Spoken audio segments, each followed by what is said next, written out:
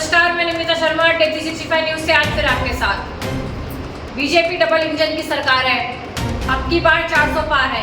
BJP का ये नारा प्रत्याशी हेमा मालिनी ने बड़े और बलदेव क्षेत्र में बुलंद किया और उन्होंने कहा कि योगी और मोदी सरकार ने जो कुछ दिया है वह कोई नहीं दे सकता, इसलिए आप लोगों को कमल का फूल का बटन दबाकर उनके हाथ मजबूत करने चाहिए। सांसद प्रत्याशी हेमा मालिनी ने आयोजित जनसभा 26 अप्रैल को अधिक से अधिक संख्या में कमल के वोटर वोट डालने के लिए अपील की। सांसद प्रत्याशी ने कहा कि उन्होंने 10 साल ब्रजवासियों की सेवा की है, आने वाले 5 साल में भी उनके द्वारा दिए गए वोट से जीतकर वह ऐसा ही काम करेंगी जिससे ब्रजवासियों उन्हें हमेशा याद रखेंगे। सांसद प्रत्याशी ने कहा कि वह ब्रज की गली गली को ऐसी सौगात देंगी जिससे कि वहां के रहने वाले लोगों को जो परेशानी होती है वो नहीं होगी।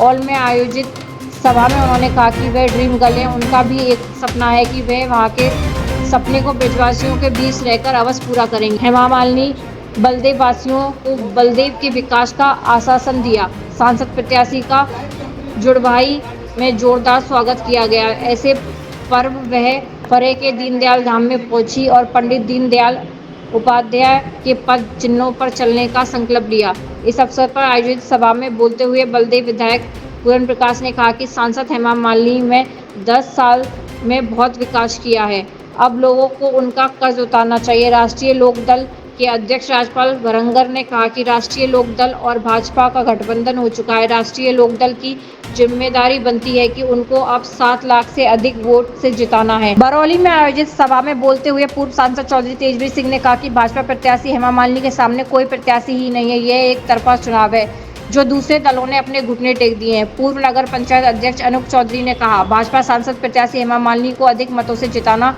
औलाद का दायित्व बनता है और इसी के बीच मां की ममता जग उठी। परखम में आयोजित सभा में सांसद हेमा मालिनी ने तेज धूप के बीच लगे टेंट में बच्चों को गोदी में उठाकर लिया और दुलार किया। उन्होंने कहा कि ऐसी धूप में बच्चों को नहीं लाना चाहिए था। वो ये सब जगह से सब जाता है परिक्रमा मार्ग से, जहाँ जहाँ बलदेव से भी जाता है, जहाँ जहाँ वो परिक्रमा मार्ग जाएगा वहाँ सब विकास होने वाला है। रोड्स अच्छे बनेंगे, जो जो सुविधाएं गांव में चाहिए वो सारी सुविधाएं होगी। इसके साथ साथ वो परिक्रमा मार्ग भी बहुत सुंदर बन जाएगा, क्योंकि लाखों लोग उस परिक्रमा के लिए आते हैं, विदेश से सब आते हैं। इसके लिए हमें इस मंच पर उपस्थित हमारे तेजवीर सिंह जी जो अभी राज्यसभा के मेंबर हैं, इससे पहले आप सबके बीच में 2-3 बार यहाँ के लोकसभा में रह चुके हैं। यहाँ बहुत सारा काम किया है उन्होंने। अभी इनका हमारे साथ होने की वजह से हम 2 सांसद हैं आपके पास, आपके मथुरा क्षेत्र में, एक लोकसभा एंड राज्यसभा, और जयंत चौधरी जी भी राज्यसभा से हैं, तो आपके पास 3 सदस्य। मथुरा में पहले आई डोंट थिंक कभी ऐसा हुआ नहीं। जिसे हमारे जो मिनिस्ट्री से वो करवाने की मैं पूरी तरह से आप सबके साथ रहकर कोशिश करूँगा।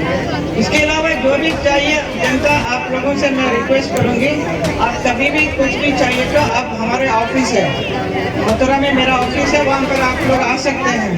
ऐसा नहीं कि सिर्फ हमारे पार्टी वाले आ सकते हैं, आप लोगों पूरे जनता के लिए आप सब एक है। मेरे लिए सब ब्रजवासी हैं आप लोग, तो आप लोग कहीं भी आइए, जरूरतें हैं बोलिए, हम जरूर सब कराएंगे। इससे पहले मैं आपसे रिक्वेस्ट कर रही हूँ, आपसे विनती करती हूँ और आपका आशीर्वाद चाहिए। 26 तारीख को आप कमल के फूल पर बटन दबाकर मुझे जिताना पड़ेगा, क्योंकि हम दोनों अभी एक साथ हैं। बोलो बांके बिहारी लाल की, बोलो राधा रानी की, बोलो यमुना मैया की, बोलो भारत माता की, राम राम सा। मैं पहले आप सबसे क्षमा मांगती हूँ, यहाँ आने में देर हो गई थी। आप लोग 5 बजे से यहाँ पर कर रहे हैं, लेकिन हम लोग जानबूझ के ऐसा नहीं करते हैं, क्योंकि सुबह से निकले हुए हैं, अलग अलग जगह में मीटिंग करते करते दीनदयाल उपाध्याय जी, फिर ओल भी गए थे, फिर वहाँ से आते आते बहुत सारे मीटिंग करके आने में देर हो गई। तो चुनाव टाइम में ऐसा होता रहता है और आप जनता भी वेट करती है, कभी कभी निकल भी जाता है।